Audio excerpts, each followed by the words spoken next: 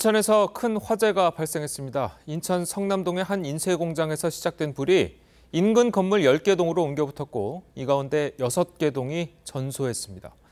현재까지 인명피해는 확인되지 않고 있지만 건물 사이 간격이 좁은 데다가 건물 붕괴 우려까지 겹쳐서 소방당국은 한때 소방대응 2단계까지 발령했습니다. 황병준 기자입니다. 검은 연기가 쉴 새 없이 뿜어져 나오고 시뻘건 불길은 건물을 집어삼킬 듯 타오릅니다.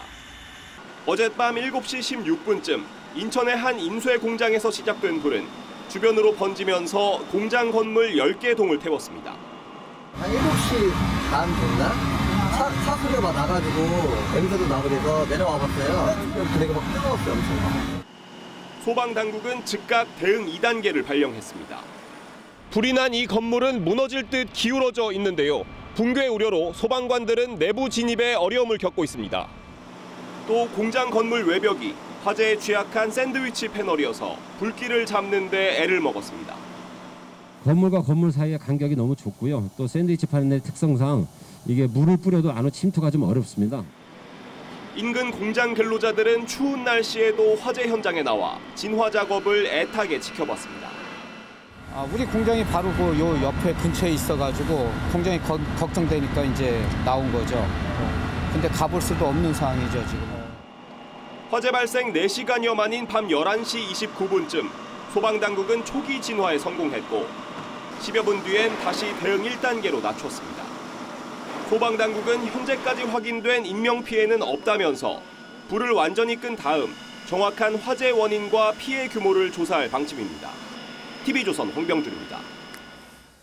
화물연대 파업이 2주 넘게 이어지고 있습니다. 정부는 시멘트 분야에 했던 업무 개시 명령을 철강, 석유화학 분야에도 발동할 예정입니다.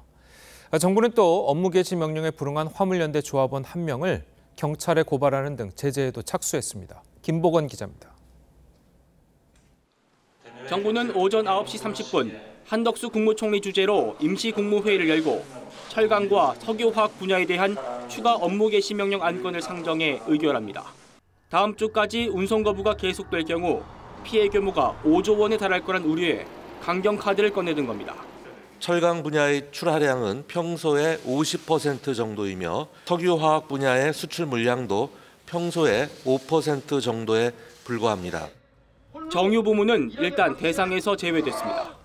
민주노총은 화물연대 총파업에 힘을 실어달라고 시위를 벌이고 있지만 파업 참가 인원이 출정식 대비 절반 이하로 줄어드는 등 파업 동력은 떨어지는 모습입니다. 도로에서 죽어나가는 우리 화물 노동자 이제 전면전을 펼쳐야 될 거라고. 정부는 업무 개시 명령에 불응한 강원 지역 화물연대 조합원 1명을 경찰에 고발하는 등 공식 제재에 착수했습니다.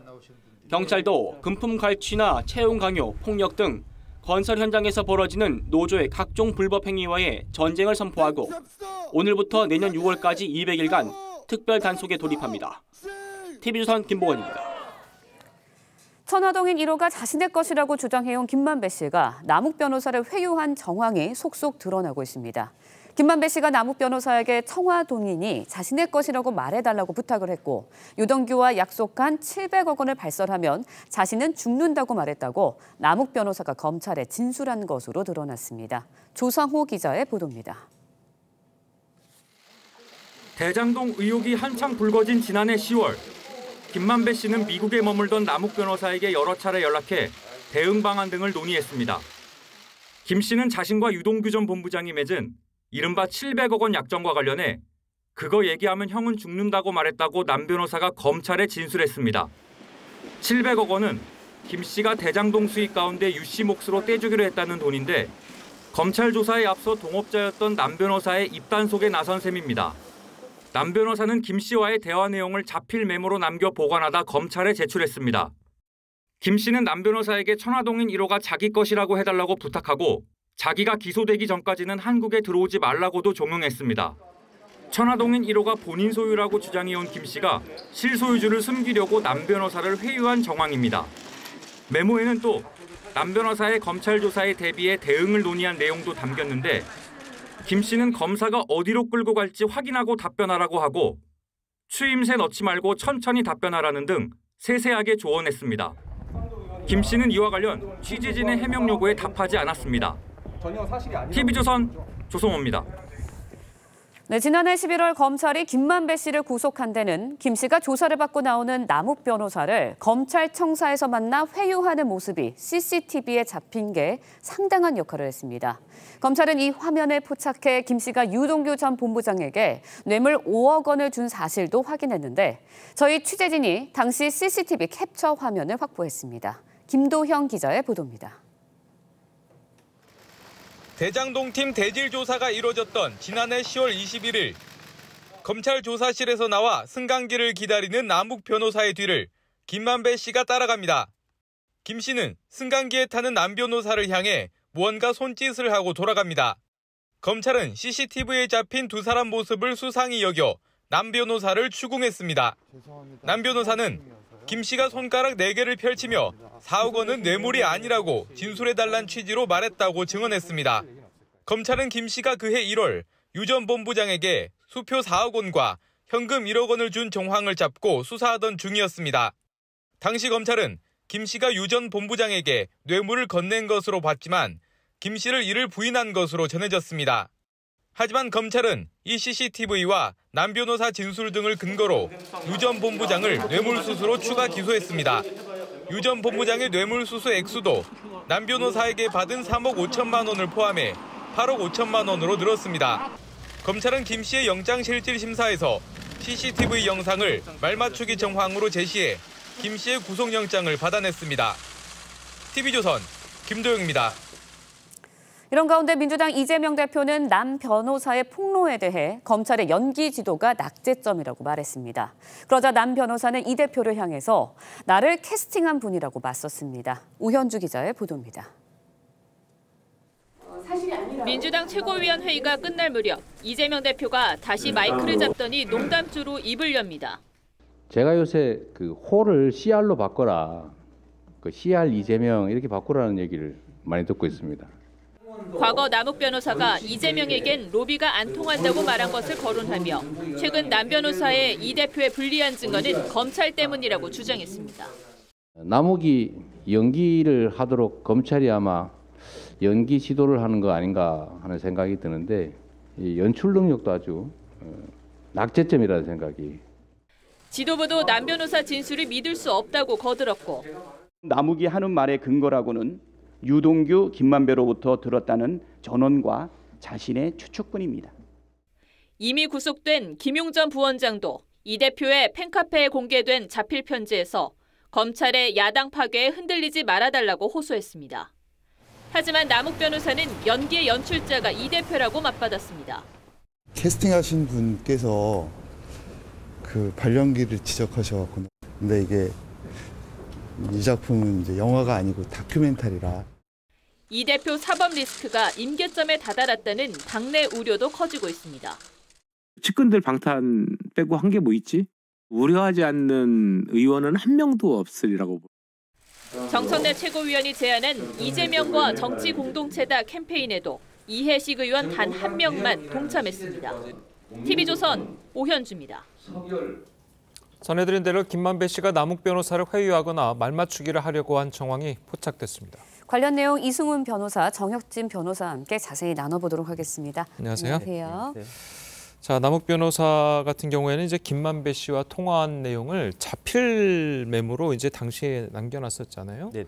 자, 이제 그게 증거가 되는 모양인데 여기에 이제 천화동인 1호는 내 것이라고 해달라고 한 내용이 담겨 있습니다. 자, 이 내용이 김만배 씨가 이제 회유한 정황이다. 자, 이렇게 보는 거겠죠? 일단은 3단 논법이에요. 천화동인 1호의 법적인 소유자는 화천대유입니다.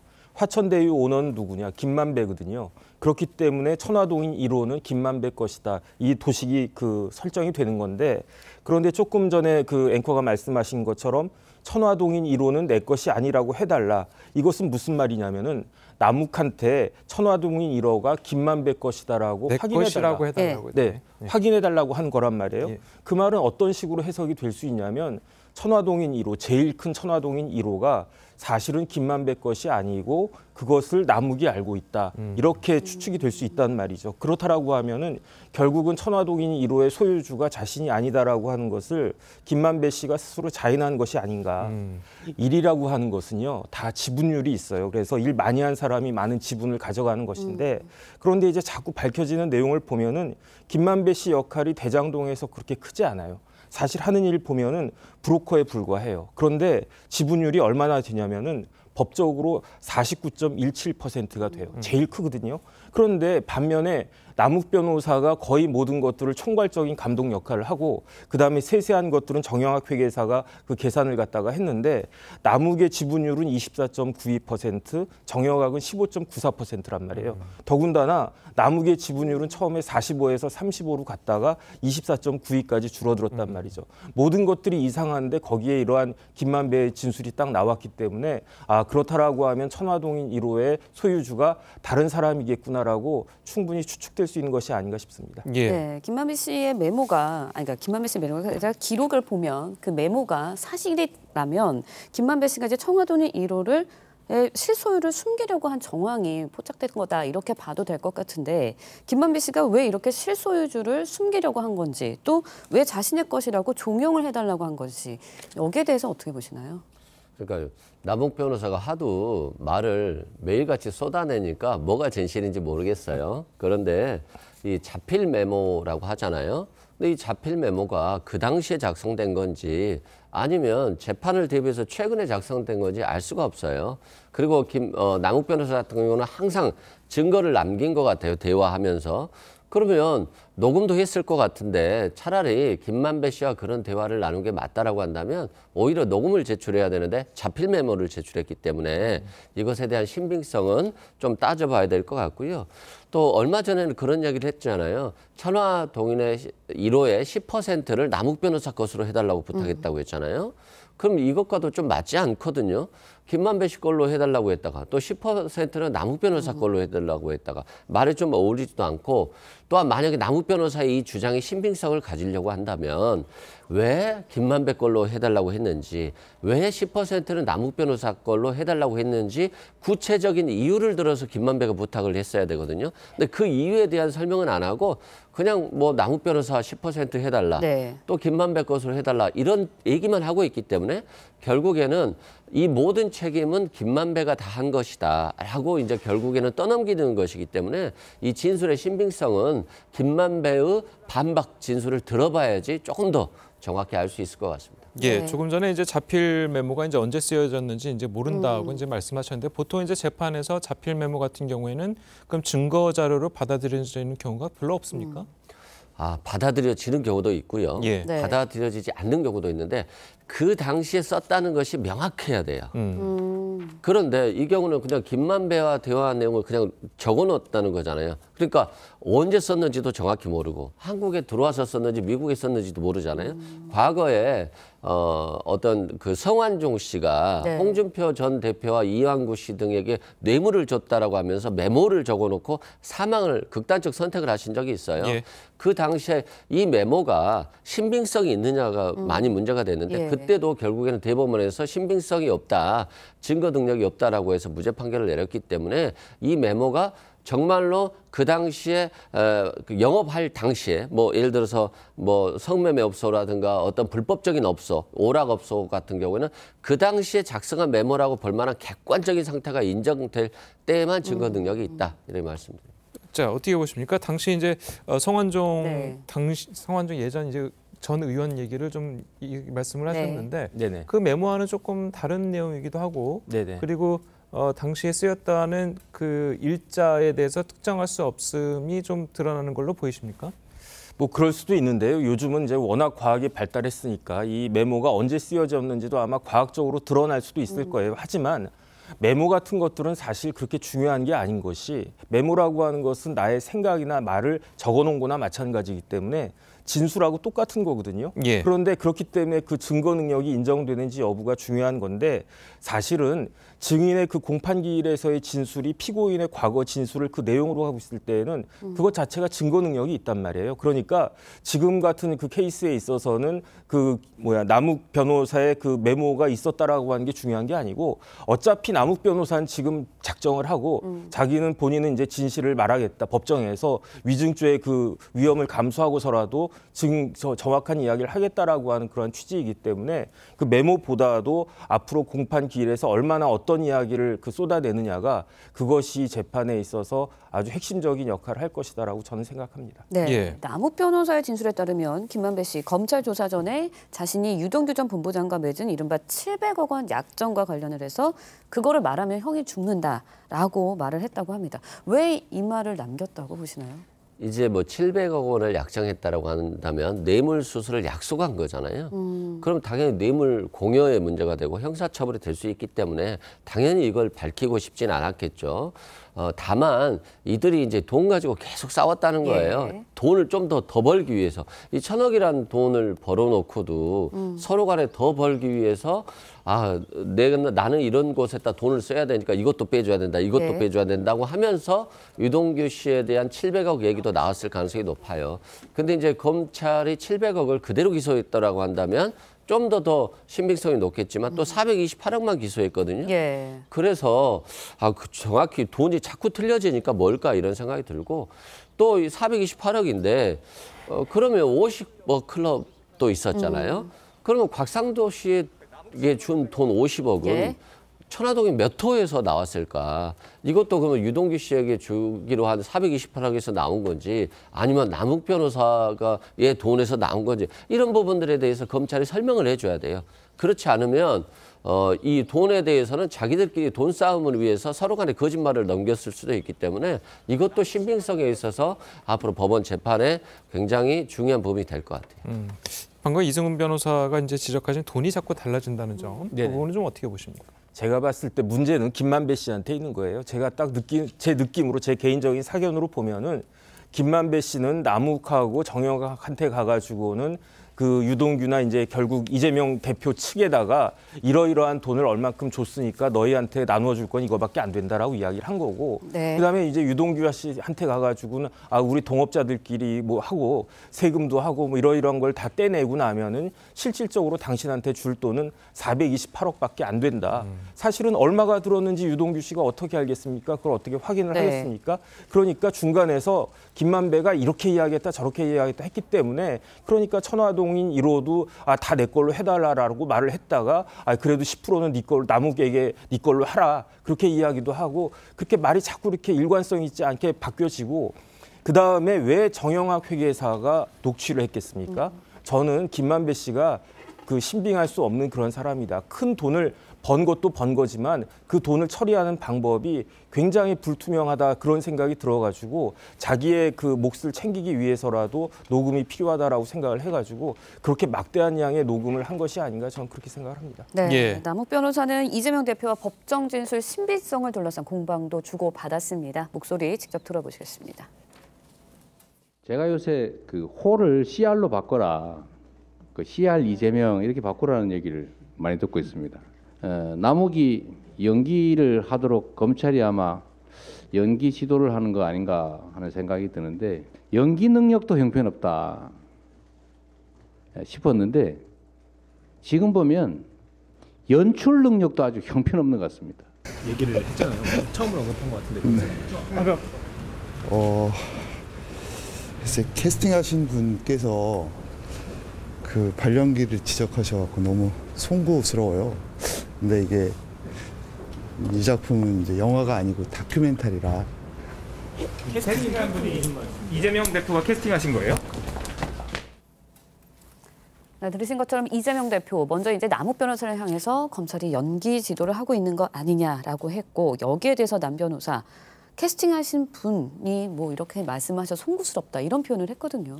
실은 국민들 보기 굉장히 민망한 사건이잖아요. 굉장히 화가 나는 사건이고 근데 자꾸 캐스팅 이런 얘기가 나오니까 좀 예능 같아진다 이런 생각이 들고요.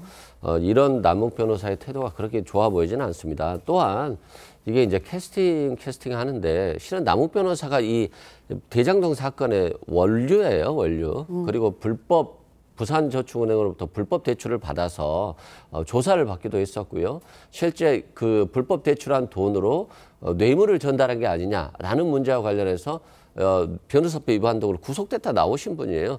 그렇기 때문에 자기가 대장동의 본류인데 자꾸 캐스팅 감독은 따로 있는 것처럼 얘기를 하는데 자신의 책임을 너무 떠넘기기 위한 이런 전략을 쓰고 있는지 아닌가 싶고요.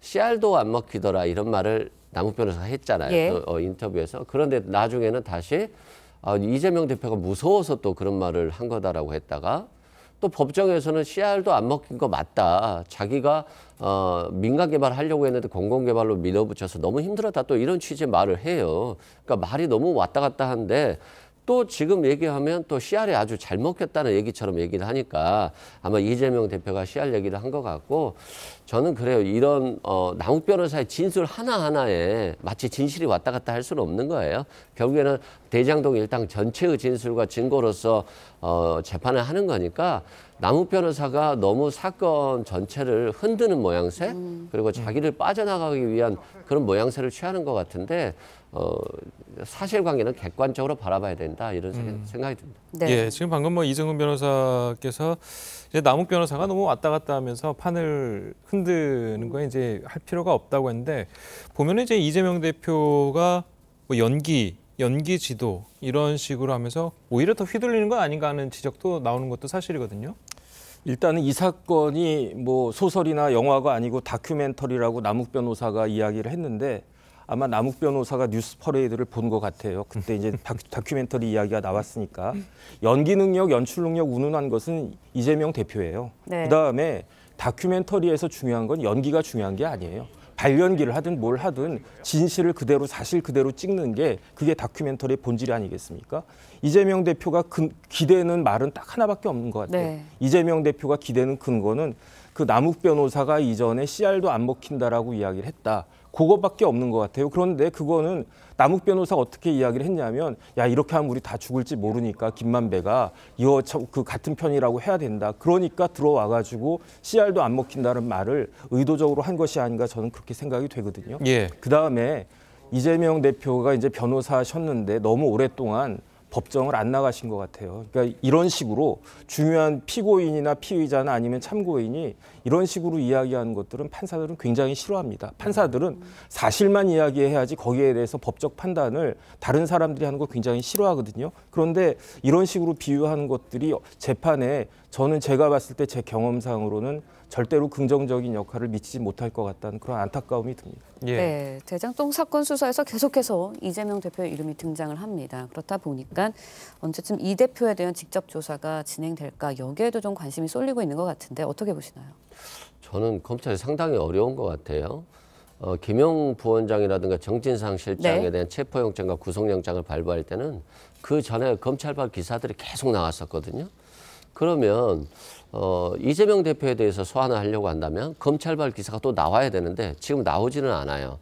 그래서 검찰이 뭔가 증거를 가지고 숨기면서 제대로 수사를 하려고 이러는 거 아니냐. 처음에는 이런 생각이 많이 국민들이 했었는데 이재명 대표에 대해 아무것도 가지고 있는 게 없지 않아? 그러니까 소환을 못하는 거 아니야? 이런 얘기들이 나오고 있고 따라서 빠른 소환은 어려울 것으로 보여지고 야당 대표를 여러 번 소환할 수는 없잖아요. 그래서 저는 소환은 굉장히 늦어질 것 같다 이런 말씀 드리고 또 이재명 대표는 피의자가 아니에요. 아직 입건도 전혀 안 됐고요. 예. 그렇기 때문에 뭐 이런 발언을 한다고 해서 재판에 바람직하지 않다 이런 표현들은 범죄자를 전제로 하는 것이기 때문에 적절하지 않다 말씀드리고 남욱 변호사의 말을 믿을 수 없다라고 하는 것의 정황을 제가 한 가지 말씀드리면 최근에 이모 씨가 남욱 변호사한테 42억을 전달했다고 했잖아요. 그 내용 증명에는 전달한 이유가 인허가 로비를 하고 이재명 측에 뇌물로 전달해야 된다는 취지였다고 했잖아요. 그런데 그중에 남욱 변호사가 최소 4억은 유동규 씨한테 전달됐을 것이다 라고 말했어요. 그러면 38억은 어디다 썼을까요? 그러면 만약에 34억만 전달됐다고 한다면 가정이라 할지라도 그러면 이 이모 씨한테 남욱 변호사가 거짓말하고 돈을 빌려온 거거든요. 그렇기 때문에 남욱 변호사의 말만 믿으면 저는 대장동의 본조가 남욱 변호사일 수 있기 때문에 신빙성이 없을 가능성이 아주 높다 이런 말씀드립니다. 예, 네. 어쨌든 뭐 남욱 변호사가 이야기한 캐스팅하신 분, 자 이분은 뭐 이재명 대표를 이야기하는 건가요? 어떻게 보십니까? 아마 남욱 변호사는 그렇게 얘기하는 것 같아요. 다만 남욱 변호사도 이재명 대표의 돈을 전달했다거나 뭐 직접적인 얘기를 아무것도 못 하잖아요. 그냥 김만배로부터 들었다. 유동규로부터 들었다라고 하는 거니까 결과적으로는 검찰에 자신이 열심히 하고 있다. 자신의 역할을. 그래서 내 재산만이라도 지켜달라. 또는 나는 양형에 있어서 좀 선처해달라. 이런 취지로 개인적으로는 보여져요. 전략적인 의도가 숨겨 있다고 보여집니다. 예, 네. 알겠습니다. 자, 오늘 두 분 변호사님 말씀 여기까지 듣겠습니다. 잘 들었습니다. 고맙습니다. 고맙습니다. 한동훈 법무부 장관이 서해 공무원 피살 사건과 관련해 문재인 전 대통령에 대한 수사 가능성을 열어두는 발언을 해 논란이 되고 있습니다. 야당은 당장 문 전 대통령을 수사하는 수순으로 가려는 것이라며 강하게 반발했습니다. 권은영 기자의 보도입니다. 법사위 출석을 위해 국회를 찾은 한동훈 법무장관이 서해 공무원 피격 사건은 통치 행위라는 야당의 주장에 강하게 반박했습니다. 헌법과 법률을 초월하는 의미의 통치 행위라는 건 민주국가에 존재하지 않죠. 그러면서 문 전 대통령이 노무현 청와대 민정수석으로 일했던 2003년 김대중 전 대통령도 불법 대북 송금에 관여했다면 책임을 져야 한다고 했던 발언까지 소환했습니다. 김대중 전 대통령께서 관여한 것이 드러난다면 유감스럽지만 책임을 지셔야 한다. 이런 말씀도 하셨던 걸로 좀. 당시 사건으로 박지원 전 대통령 비서실장과 임동원 전 국정원장이 구속된 바 있습니다. 문 전 대통령에 대한 수사 가능성을 열어둔 발언이란 해석에 친문 인사들은 수사의 목적지는 결국 문 전 대통령이란 걸 자백했다고 반발했습니다. 네, 망신을 주고 모욕을 주기 위함이라고 생각합니다. 거부해야 됩니다. 전직 대통령에 대해서 조자령이 헝칼 쓰듯 검찰권을 남용해서는 안 됩니다. 여당은 법은 만민 앞에 평등하다면서 성역 없는 수사를 강조했습니다. 문재인 정권에서 했던 적폐청산은 정의이고 지금은 정치 탄압이란 말입니까? TV조선 권은영입니다. 국민의힘 당권주자들은 윤심 잡기에 주력하고 있습니다. 한동훈 법무부 장관은 당대표 출마 선에 대해서 단호하게 선을 그었습니다. 한송환 기자입니다. 국민공감 첫 공부 모임에 앞서 차기 당권주자로 꼽히는 권성동, 김기현, 안철수 의원이 참석 의원들에게 분주히 눈도장을 찍고 세 사람이 마주보고 악수를 나눕니다. 최근 관저에서 윤 대통령과 단독 만찬을 한 김기현 의원은 최근 장제원 의원과도 따로 만났는데 두 사람의 연대설이 윤심 경쟁의 변수로 부상하고 있습니다. 선거를 지휘해서 이기는 리더십을 보여줬기 때문에 지금은 이기는 리더십이 필요하다습니다. 물밑에서 당권 도전을 준비 중인 권성동 의원도 윤심이 자신에게 실릴 것으로 기대하는 분위기입니다.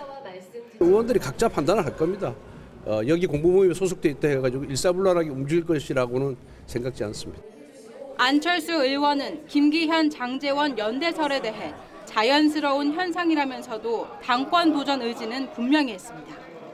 저도 여러 의원들 지금 만나 뵙고 어떤 의원분들은 또 적극적으로 도움을 주시겠다는 의사를 피력하는 분도 계시고 유승민 전 의원은 당권 도전에 대해 전향적 입장을 내놨는데 진지하게 검토 중입니다. 전당대회 날짜 정해지고 뭐 전당대회 룰이라도 정해지고 그러면 이제 제 결심 밝혀야죠.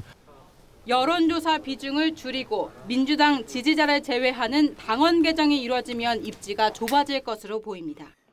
한동훈 법무장관은 자신의 차출론에 대해 분명히 선을 그었습니다. 법무부 장관으로서 역할을 최선을 다할 거라고 분명히 단호하게 말씀드리겠습니다.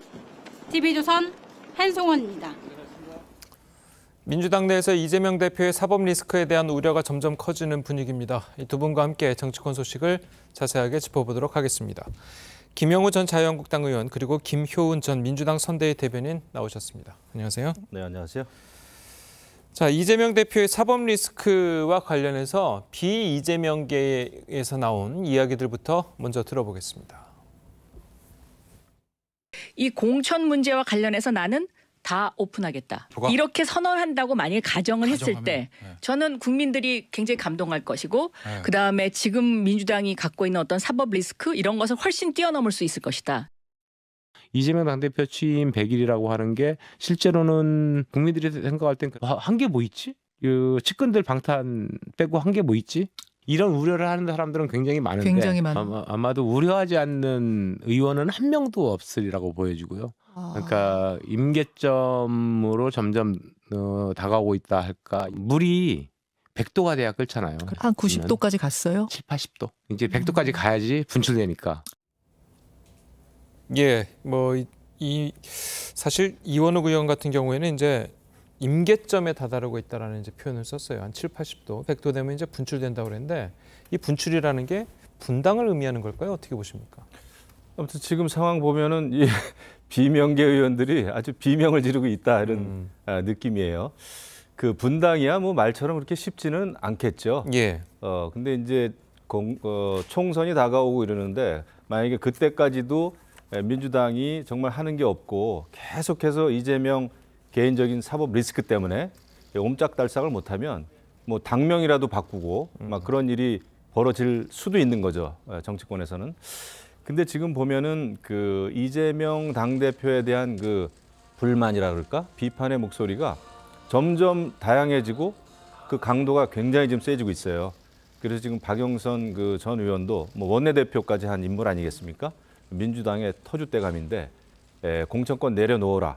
사실상 이재명 당대표가 대표된 지 이제 100일 됐단 말이에요. 지금 상황에서 당대표한테 공천권 내려놔라. 이런 얘기는 당대표직 내려놔라. 라는 말하고 동일합니다. 사실은 그래야 사법 리스크가 없어진다라는 얘기거든요. 예. 공천권 내려놓으면 사법 리스크가 없어진다라는 말을 박영선 전 의원이 했지만 공천권하고 사법 리스크하고는 직접적인 관계가 없어요.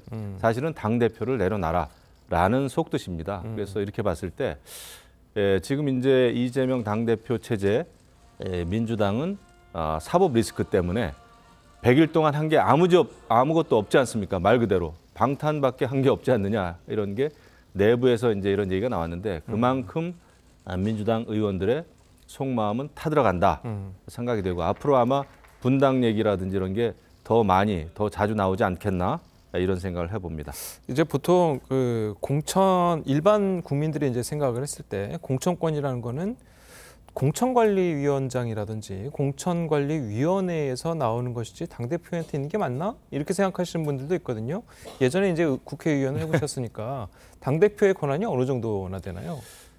제가 보건대 적어도 당대표나 당의 지도부는 어떤 인물은 안 되겠다. 그러니까 적어도 어떤 사람을 국회의원 만들기는 쉽지 않지만 못하게 할 수는 있습니다. 못하게 할 수 있는 충분한 능력이 있어요. 왜냐하면은 여러 가지 이제 제보도 많이 들어오고 많이 이제 그런 게 있는데 당 지도부에서 이러이러한 인물은 이번 우리 전체적인 그 선거 승리를 위해서는 이런 인물은 안 된단 말이죠.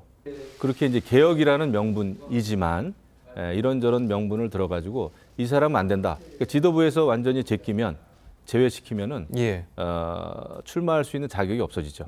그렇기 때문에 당 지도부, 특히 당 대표의 역할이라 그럴까? 입김은 굉장히 세죠. 알겠습니다. 저희 방금 말씀하신 것도 그렇고 이 박영선 의원이 그럼 이야기하는 것은 공천권을 내려놓는다는 것이 결국엔 당대표로 물러나라는 거다. 자, 이렇게 봐도 되는 거겠습니까? 글쎄요, 이제 그거를 꼭 바로 연결시키기보다는 그러니까 박영선 의원이 이 얘기한 취지를 좀 전반적으로 봐야 될 것 같습니다. 말씀하신 것처럼 공천권이라는 것은 굉장히 정당에서 가장 민감하고 당대표의 어떻게 보면 최고의 권한으로 돼 있습니다. 그렇기 때문에 공천을 앞두고 당대표 경선은 굉장히 치열하죠. 지금 국민의힘도 마찬가지지 않습니까? 차기 이번에 뽑히는 당대표가 2024년에 공천권을 행사하기 때문입니다. 그렇기 때문에 지금뿐만 아니라 과거에도 항상 당이 좀 민주적으로 가려면 그리고 새로운 인물을 수혈을 하려고 그러면 당대표가 일방적으로 주도하는 공천이 아니라 민주적 공천을 해야 된다. 열린 공천을 해야 된다. 이런 요구가 가장 많았습니다. 그런데 이번에 민주당 같은 경우는 이재명 당대표의 사법 리스크와 맞물려서 박영선 전 의원이 얘기한 게 이제 파장이 크게 되는데요. 그러니까 박영선 의원의 취지는 그런 거죠. 이렇게 가서는 민주당이 안 된다. 새로운 어떤 미래 비전을 갖고 없고 시대의 변화에 따른 디지털 정당으로 가야 된다라는 게 가장 주자인 것 같습니다. 그랬을 때는 MZ세대의 가장 공정성 화두를 민주당이 좀 받아들여야 되고, 그리고 이전에 당대표 중심의 당대표가 공천권을 행사하는 어떤 중앙 집권적인 그런 조직이 아니라 중앙화되고 자율적인 이런 디지털 정당이 돼야 된다. 그렇기 때문에 완전 프라이머리, 오픈 프라이머리로 공천권을 국민에게 돌려주자는 취지이기 때문에 당대표가 이재명 대표이든 누구냐에 따라서 새로운 제도를 도입하는 것은 민주정당으로 갈 수 있는 거기 때문에요. 저는 이것이 바로 직접적으로 겨냥해서 이재명 대표 물러나시오 이런 것이 아니라 공천권을 둘러싼 앞으로 당내의 여러 가지 것들을 좀 해소하고 민주당이 새로 거듭나자, 저는 그런 취지로 읽고 있습니다. 알겠습니다. 자, 그런데 이제 이재명 대표는 사법 리스크 관련해서 이제 이재명계 의원들이 계속 비판을 하고 있잖아요. 자, 그 부분에 대해서 아까도 이제 저희가 좀 이 전 시간에 잠깐 언급을 했습니다만, 검찰이 연기 지도를 하고 있다라든지 연기가 이제 형편없다라는 취지의 말을 한다든지, 자, 이런 식의 이제 이야기를 이어가고 있고, 자, 지금 뭐 그 구속돼 있는 김용 민주연구원 부원장 같은 경우에도 자필 메모를 이제 보내서 민주당이 이제 하나가 돼야 되고 정치 검찰에 맞서야 된다. 자, 이런 취지의 글을 썼습니다. 자, 이런 부분은 어떻게 봐야 될까요? 그러니까 이제 제가 보기에 지금 이재명 당대표도 그렇고요, 김용 그 부원장도 그렇고, 그 검찰의 그 수사에 대응하면서 어떤 그 법적인 대응보다는 정치적인 대응을 하고 있어요. 예. 그 정도로 이제 굉장히 빈약한 거죠. 어떻게 보면 사실 지금 검찰이 하고 있는 것은 여러 가지 대선 자금 또 부패와 불법에 대한 수사인데, 이것을 정치 탄압이다. 그러니까 정치적인 대응을 하고 있지 않습니까? 또 남욱 변호사에 대해서도 왜 이렇게 연기를 못하느냐 이런 얘기를 했단 말이에요. 그랬더니 남욱 변호사는 아니 지금 이게 그 영화가 아니라 이것은 다큐다. 근데 지금 보십시오. 남욱 변호사의 발언은 그게 진실 여부를 떠나서 상당히 구체적이에요. 지난 그러니까 예전에 있었던 대장동 개발과 관련해 가지고 있었던 일들을 구체적으로 지금 언급을 하는 거란 말이죠. 이것은 뭐 누가 시켜서 하는 그런 대사가 아니라 자기는 있었던 일을 이야기하는 거란 말이죠. 이렇게 봤을 때 오히려 연기를 하고 있는 것은 이재명 대표로 지금 보여져요.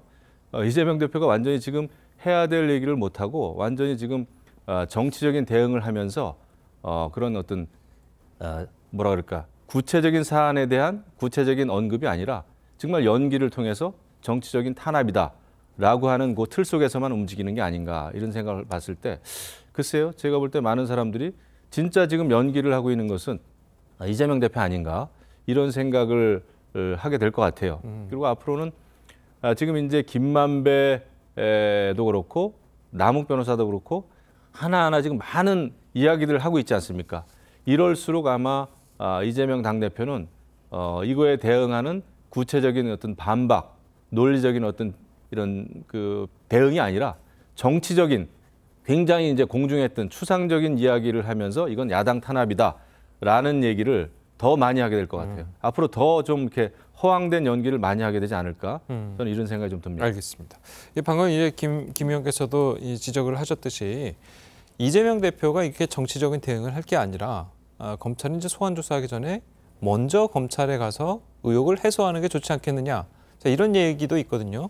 그래서 이제 이재명 대표의 이제 측근 두 사람이 구속이 되면서 더 이상 여러 가지 얘기가 많이 나오는 거죠. 그럼 최소한 측근들에 대한 어떤 입장 표명을 해야 되는 거 아닌가, 뭐 이런 얘기도 있고요. 더 나아가서 뭐 미리 뭐 출두해야 되냐 이런 얘기도 있지만, 이재명 대표는 명확히 이 입장이 있기 때문에요. 전혀 나는 상관없다. 이거는 정치 검찰의 야당 탄압이다라고 명확히 했기 때문에 검찰이 부르지도 않는데 가서 무엇을 해명하는지, 그거는 검찰이 구도하고 있는 그런 어떤 정치적 프레임에 딱 말려드는 거기 때문에요. 그런 거는 저는 적절치 않고요. 뭐 과거에 박지원 원내대표가 부르기 전에 가서 해명을 했다라고는 하지만 그때하고는 사안이 다르고, 또 지금 민주당 당대표뿐만 아니라 민주당 향해서 전방위적 압박이 들어오고요. 특히 민주당뿐만 아니라 현 윤석열 정부가 정말 검찰권을 앞세워서 정말 이 사법국가로 이렇게 가는 그런 흐름이 있기 때문에 지금 문재인 대통령을 겨냥하는 그것도 마찬가지 아니겠습니까? 그렇기 때문에 저는 이제 이재명 대표가 먼저 나서서 출두를 하거나 입장을 표명할 그런 사안은 아니라고 봅니다. 예, 알겠습니다. 다음 이야기도 해보도록 하겠습니다. 한동훈 법무부 장관이 서해 피살 사건과 관련해서 문재인 전 대통령의 소환 가능성을 언급하면서 파장이 커지고 있습니다. 한 장관의 발언을 직접 한번 들어보겠습니다. 서해 공무원 피격 사건 관련해서 문재인 전 대통령 소환 가능성까지 거론되고 있는데요. 헌법과 법률을 초월하는 의미의 통치행위라는 건 민주국가에 존재하지 않죠. 그리고 제 기억으로는 문 전 대통령께서 대북송금 특검 당시 민정수석이셨는데요. 그때 김대중 전 대통령께서 관여한 것이 드러난다면 유감스럽지만 책임을 지셔야 한다. 이런 말씀도 하셨던 걸로 좀 기억하는데요.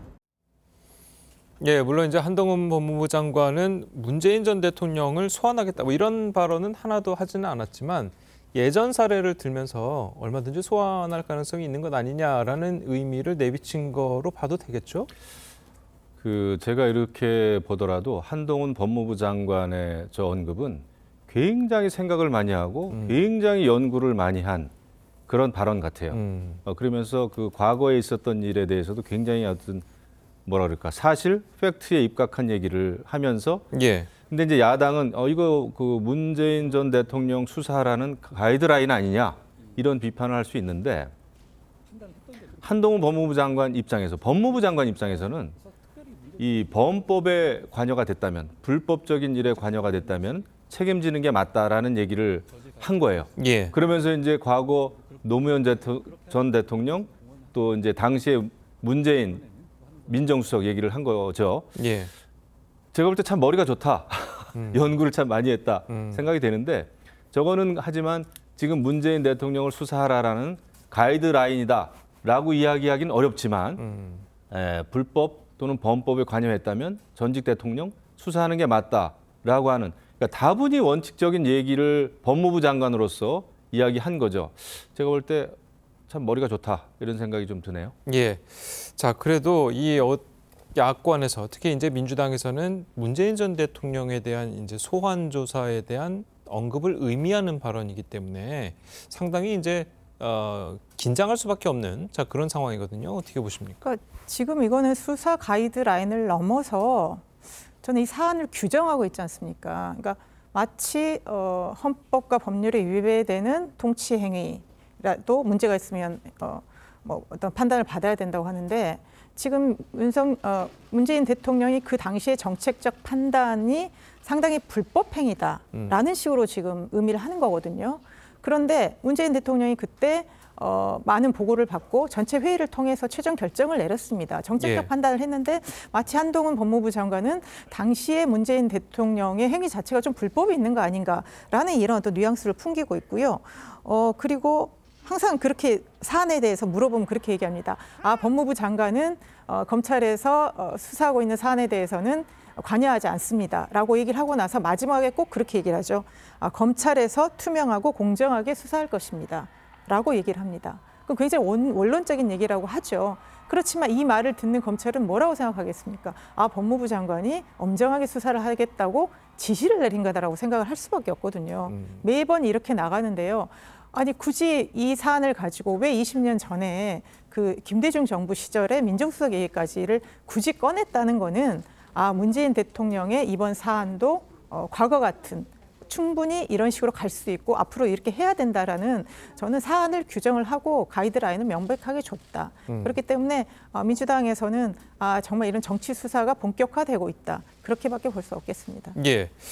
그리고 방금 또 이제 지적을 해주셨지만 이 야권에서 이제 나오는 이야기가 이 가이드라인을 검찰에 대한 가이드라인을 준 것이다. 저 발언이 가이드라인을 준 것이고 수사 지휘 같은 그런 행위를 한 것이다라고 하는데 그 반면 또 일각에서는 예를 들어서 법무부 장관이 정말 검찰에 가이드라인을 주려면 불러서 얘기를 할 것이지 굳이 언론 앞에서 저렇게 이야기할 필요가 있을까라고 또 의문을 제기하는 분들도 있거든요. 제가 볼 때 한동훈 법무부 장관은 분명히 본인은 구체적인 사안에 대해서 검찰 그 지휘를 안 하겠다.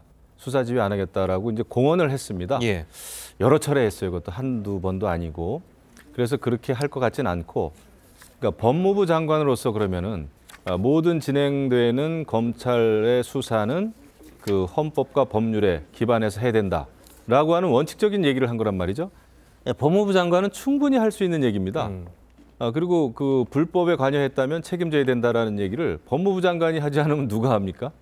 그러니까 할 수 있는 얘기를 한 거예요. 하지만 지금 이제 민주당에서는 이것이 전직 대통령에 대한 수사 지휘 아니냐 그러는데 그러면은 이 상황에서 한동훈 법무부 장관이 전직 대통령이기 때문에 우리 검찰이 수사를 할 때도 자제를 해야 된다라고 얘기해야 되겠습니까? 그건 아니란 말이죠. 그러면은 그게 수사 지휘권이죠. 예. 그렇기 때문에 장관으로서는 해야 될 얘기를 적법하게 잘했다. 정치적으로 이제 물론 민주당이 느끼는 어떤 체감이라 그럴까? 그건 다르겠죠. 그래서 아무튼 이번에 발언을 보면은 한동훈 법무부 장관이 그 전날 굉장히 생각을 많이 한 그런 발언이 아닌가 생각이 되고 어쨌거나 한동훈 법무부 장관은 계속해서 그 법과 원칙에 따른 수사의 중요성을 여러 차례 강조하지 않았습니까? 그 연장선상에서 한 발언이다 생각을 합니다. 민주당이 그렇게 크게 과민 반응할 일인가? 그리고 설사 문재인 전 대통령이 범법에 관여가 됐다 만약이죠. 그러면은 책임을 져야 되는 거는 또 맞는 거 아닙니까? 예. 전직 대통령들 다 그렇게 수사해왔잖아요. 책임졌잖아요.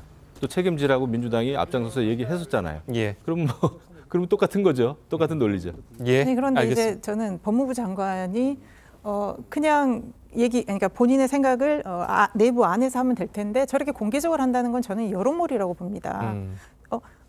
그 어떤 본인의 발언권인 거죠. 그거를 이용을 해서 문재인 대통령도 과거에 이랬다. 그리고 수사는 이렇게 가야 된다. 이렇게 얘기하면서 지지자들이나 국민들한테 이 사안은 이렇게 가야 됩니다. 저는 여론을 형성하고 몰아가는 그런 저는 역할을 하고 있기 때문에 너무 공개적으로 발언하는 거는 적절치 않다고 생각합니다. 예, 알겠습니다.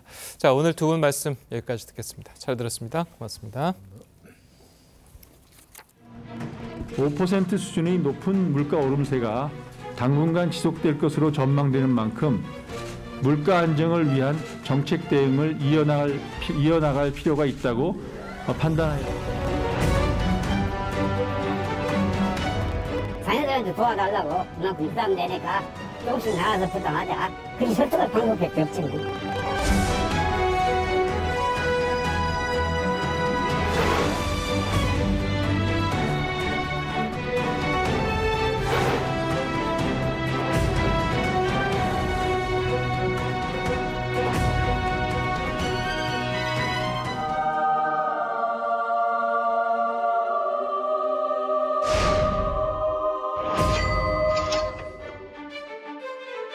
연말정산에서 가장 중요한 것은 바로 공제죠. 공제를 많이 받아야 환급을 많이 받을 수 있으니까요.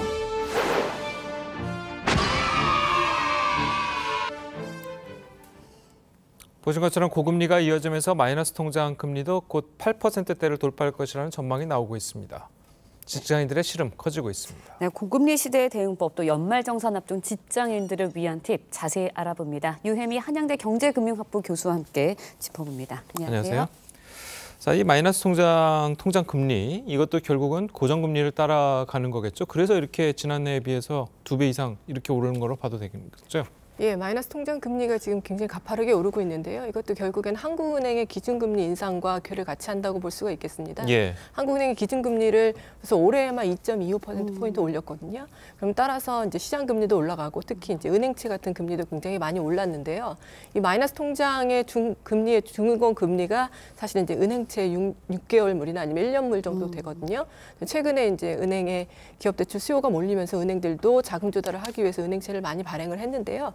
그러면서 은행채 금리가 많이 올라가니까 따라서 마이너스 통장 대출 금리도 가파르게 오르고 있습니다. 그래서 굉장히 고신용자들에게도 이미 7% 후반에서 중반 정도의 이제 금리가 적용되는 상황입니다. 예. 네, 그렇다면 이제 금리 인상으로 대출 이자가 늘어나는 상황에서 그나마 좀 한 푼이라도 아껴보자라는 분들 많으실 것 같은데 어떻게 해야 할까요? 예, 그런데 지금 이 마이너스 통장 대출 금리가 굉장히 빠르게 오르고 있고 아직도 한국은행 기준금리 인상이 아직 멈춘 시점이 아니거든요. 예. 그다음에 이제 멈춘다고 하더라도 상당히 고금리가 오래도록 유지가 될 것으로 전망이 되기 때문에 사실 뭐 다른 마이너스 대출 통장으로 갈아탄다든지 하는 것이 뭐 대책이 될 수는 없고요. 결국에는 이제 신용대출이나 마이너스 통장 대출은 갚아 나가시는 것이 가장 이제 최선이라고 보고요.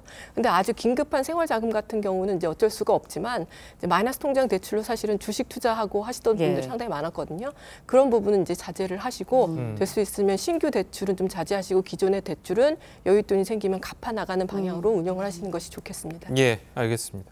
자, 그리고 이제 13월에 월급이라고 하죠. 연말정산이 이제 다음 달부터 이제 시작이 되는데 지금 한 달 정도 남았는데 이 한 달 동안에 직장인들이 가장 절세를 할 수 있는 부분은 어디가 있을까요? 예, 우선은 이제 생각해 볼 수 있는 것이 절세 상품으로 절세를 위한 금융 상품으로 가장 많이 이제 추천되는 것이 결국에 연금저축하고 이제 퇴직연금 계좌거든요. 그래서 이런 부분을 아직 가입하지 않으신 분들은 가입을 하시는 걸 추천드리고요. 12월에도 가입을 예, 해도 12월 말까지도 가입은 가능한데요. 근데 대신에 이제 12월 31일 말까지 기다렸다 가입을 하시면 또 거부가 되는 경우나 그런 경우가 생길 수가 있기 때문에 조금 더 여유를 두고 일찍 가입을 하시는 것이 좋겠고요. 그다음에 납입 한도가 있습니다. 그 납입 한도까지는 꽉꽉 채워서 이제 가입을 하고 납입을 하시는 것이 절세하는데 굉장히 중요할 것으로 생각이 됩니다. 연금 저축은 연 400만 원 정도. 그다음에 이제 IRP라고 하는 이제 연금 계좌까지 합하면 700만 원 정도까지 이제 납입 한도가 차는데요. 이걸 이제 소득 공제를 받으실 수가 있습니다. 예, 그래서 이제 요것을 이제 이용하시는 것이 좋을 것 같습니다. 네, 요즘 현금보다는 카드를 쓰는 직장인들 많습니다. 신용카드, 체크카드 어떻게 적절하게 사용을 해야지 도움을 좀 받을 수 있을까요? 예, 이 신용카드나 이 현금카드 아니면 현금 영수증 같은 것들은 사실은 이제 총 급여의 25%를 초과하는 부분에 대해서 이제 공제를 받을 수가 있거든요.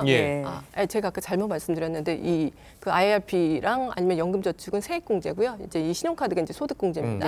그런데 이 신용카드나 사용액은 25% 이상인데 25%를 이제 초과하는 부분에 대해서는 신용카드는 15%, 그다음에 이제 체크카드 같은 경우는 30%까지 공제를 받으실 수가 있거든요. 그러니까 이미 이제 25%를 총급여를 넘겨서 신용카드나 현금 영수증 이런 것을 사용을 하셨다면 앞으로 남은 기간에는 체크카드나 아니면 현금 영수증 위주로 사용을 하시는 것이 조금 더 이제 공제를 많이 받을 수 있는 방법이고요. 그다음에 대중교통 이용하시는 부분은 40%까지 사실은 공제가 되고요. 그리고 이제 연말 남은 기간 동안은 80%까지 공제가 되기 때문에 대중교통 많이 이용하시는 것도 도움이 될 것 같습니다. 그러니까 현금이랑 체크카드는 같은 개념인 거죠? 예, 그렇습니다. 현금 영수증과 체크카드를 사용하는 거. 예.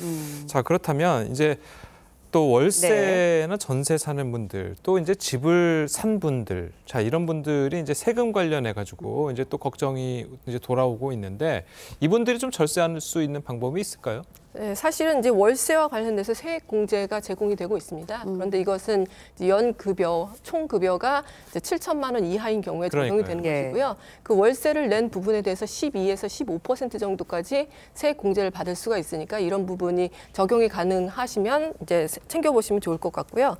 무주택자이신 분들은 사실 청약저축에 이제 낸 금액을 좀 돌려받을 수가 있습니다. 40%까지 소득 공제를 받을 수가 있는데요. 이것도 역시나 이제 연소득하고 관련해서 적용 여부가 결정이 되기 때문에 본인의 이제 소득 여부하고 관련지어서 적용이 되면 이제 적극적으로 챙기시는 것이 좋을 것 같습니다. 이제 전세 자금이라든지 아니면은 그 집을 보유하고 계신 분들도 이것과 관련해서 이제 대출 원리금이나 이자 같은 것을 상환한 부분에 대해서도 공제를 받을 수 있는 것이 있거든요. 근데 이것도 결국에는 주택의 이제 가치라든지 아니면 소득하고 연계가 되기 때문에 적용이 되는지를 일단 따져보시고 적용이 되는 경우에는 적극적으로 챙겨보시면 좋을 것 같습니다. 예, 알겠습니다. 자, 오늘 교수님 말씀 여기까지 듣겠습니다. 잘 들었습니다. 고맙습니다.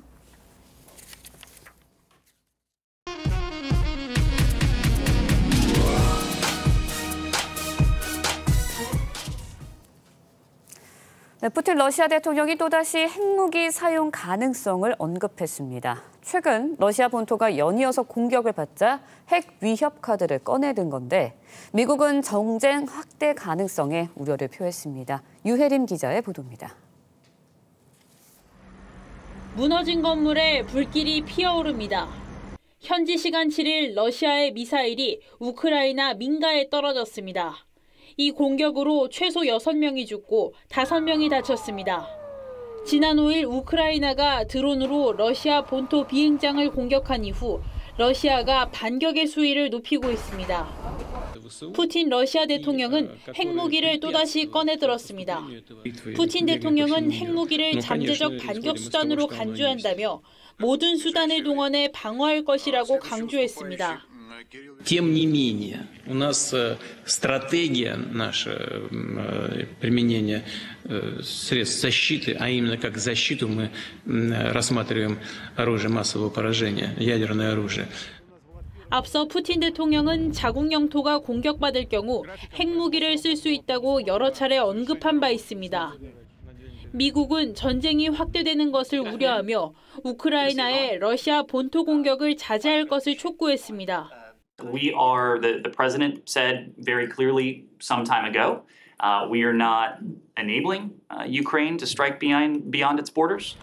또 미국이 지원한 무기는 방어용이라고 강조하며 러시아 공격에 협조할 의사가 없음을 분명히 했습니다.